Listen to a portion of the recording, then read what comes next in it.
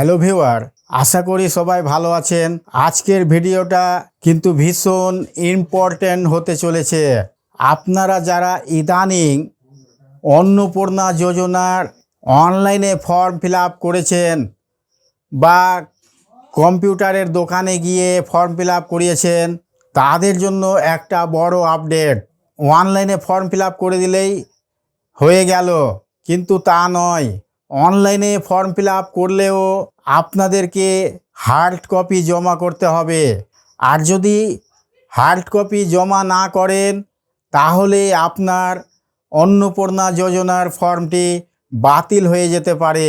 তাই আজকের এই ভিডিওতে আমি একদম সহজ ভাষায় বুঝিয়ে দেব কোথায় গিয়ে কাগজ জমা করবেন এবং সঙ্গে কোন কোন ডকুমেন্টস দিবেন।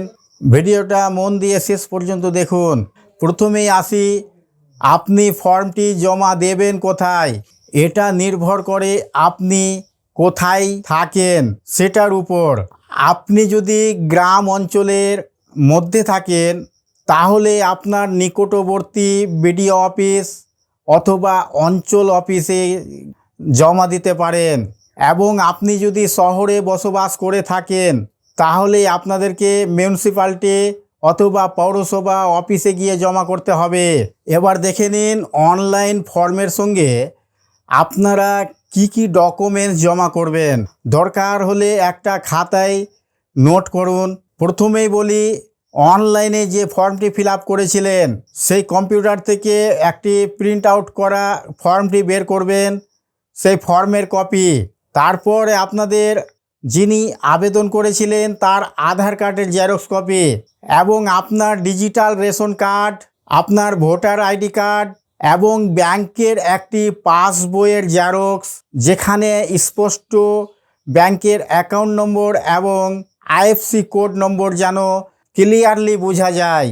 একটা জরুরি কথা, আর যতগুলো জেরক্স কপি জমা করবেন সবগুলোতে সেলফ অ্যাটেস্টেড, অর্থাৎ নিজের ডকুমেন্টসগুলোতে নিজের সই করে নেবেন।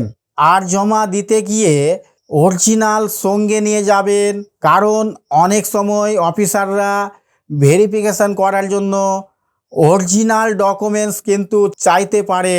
তাহলে আর দেরি না করে যারা যারা অনলাইনে আবেদন করেছেন তারা খুব দ্রুতই হার্ড কপিটি আপনাদের নিকটবর্তী অফিসে গিয়ে জমা করবেন, নইলে কিন্তু ফর্ম বাতিল হয়ে যেতে পারে।